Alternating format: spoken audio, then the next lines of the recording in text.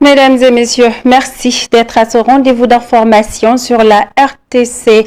Bienvenue à tous et à tous. Visite du ministre de l'Environnement et de la Transition écologique Daouda Ngom aux bénéficiaires du centre de ressources de Fissel relancé pour soutenir les personnes vulnérables, notamment celles vivant avec un handicap dans la fabrication de sacs. Saluant l'initiative du centre, il a promis de les accompagner dans leurs activités. Le ministre Daouda Ngom, que voici au micro de Pape Kairé.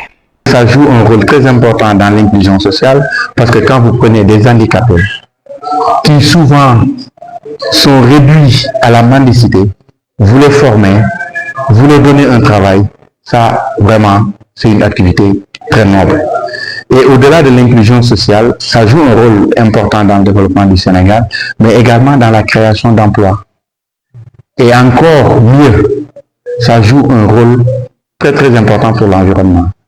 Je me réjouis en tant que ministre de l'Environnement de voir que ce projet joue un rôle important dans la lutte contre le péril plastique, parce que nous savons que le plastique fait des dégâts énormes dans l'environnement. Et les sacs qui sont fabriqués ici sont soit en papier, soit en tissu, et donc jouent un rôle très important pour lutter contre le péril plastique. Nous sommes très heureux d'être là ce matin et nous ferons tout dans la limite de nos moyens, en collaboration avec M. le maire de la commune de Fissel, pour appuyer davantage ce centre. Et puis un atelier de formation sur les gestes de premier secours tenu par le projet de promotion de la gestion intégrée et de l'économie des déchets solides au Sénégal. L'activité a regroupé 22 récupérateurs et 4 agents de la SONAGED et de la PROMOGED. L'objectif de ces sessions est de renforcer la sécurité dans leurs activités. Un compte rendu signé Maïfay. Comme toutes les décharges, Mbebes présente des risques manifestes pour ceux qui y travaillent. Nous travaillons sur une zone à risque avec les déchets, mais une zone aussi à hauteur avec tout ce que cela peut comporter comme risque sur la santé. Mais aussi nous travaillons quelquefois dans la fumée et aussi avec les risques d'accident que cela comporte.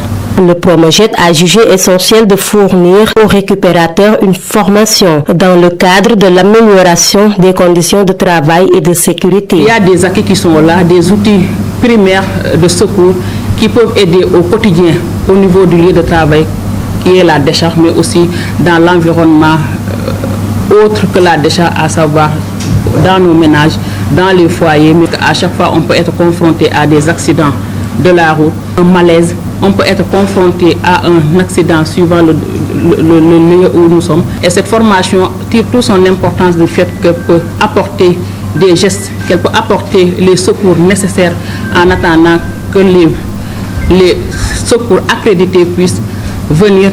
Et de ce fait, on peut sauver des vies. Cet atelier de renforcement des capacités centré sur les gestes de premier secours a été largement approuvé par les bénéficiaires. Nous avons appris comment arrêter une hémorragie, nous avons appris comment réanimer une personne de surpris, nous avons aussi appris comment mettre une personne en position de matériel de sécurité. Ce qui fait qu'on ne saurait jamais remercier le projet. Cette initiative s'inscrit dans les mesures innovantes mises en œuvre par le PROMOGED pour protéger les récupérateurs contre les risques de blessures ou de maladies liées à leurs activités quotidiennes sur la décharge. Dans l'actualité également, l'Agence nationale de l'aviation civile et de la météorologie a organisé un panel au stand du Sénégal lors de la COP29. Cette rencontre vise à échanger sur les impacts des conditions météorologiques sur les secteurs des transports terrestres et aériens. Le responsable du département exploitation météorologique de l'ANACIM au micro de Aïssatou Badji à Azerbaïdjan.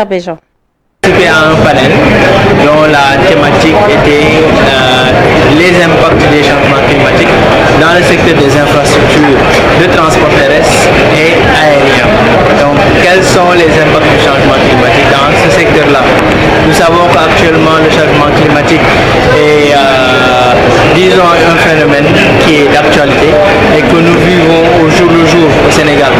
Donc dans le secteur précis des transports aériens et terrestres, il y a beaucoup d'impacts que nous pouvons citer pour ces secteurs-là.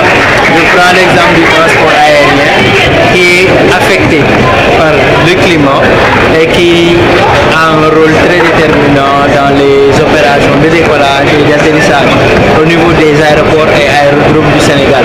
Je prends juste l'exemple de Cap Skirring, l'aéroport de Cap Skirring qui a été fermé pendant 72 heures suite à une forte pluie qui a occasionné pratiquement 300 mm de pluie, ce qui s'avère être le second record national en termes de pluviométrie au Sénégal.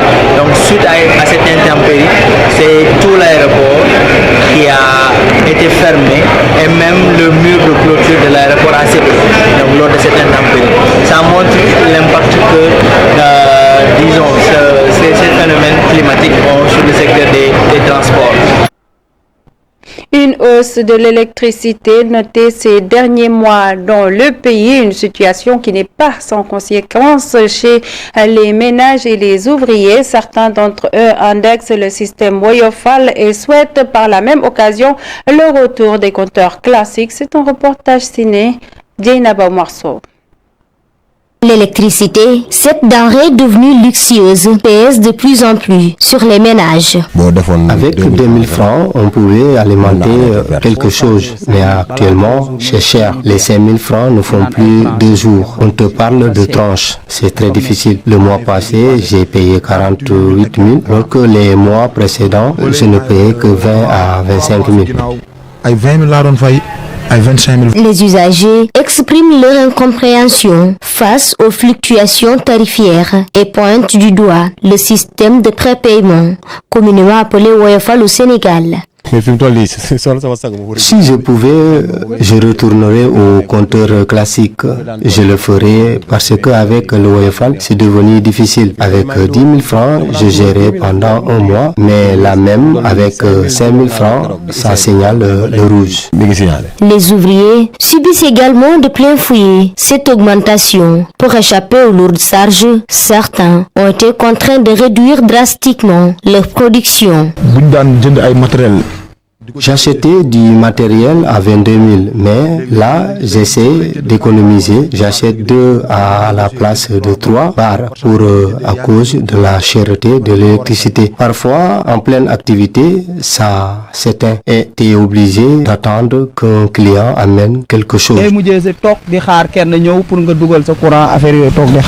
Pendant ce temps, certains tentent de justifier la hausse par les récentes mises à jour des compteurs Woyofal et restent convaincus qu'une baisse interviendra dans les prochains jours. Très bientôt, Et c'est ce qui met un terme à ce bulletin. N'oubliez pas, l'information continue sur www.uracsenegal.sn. Merci à tous.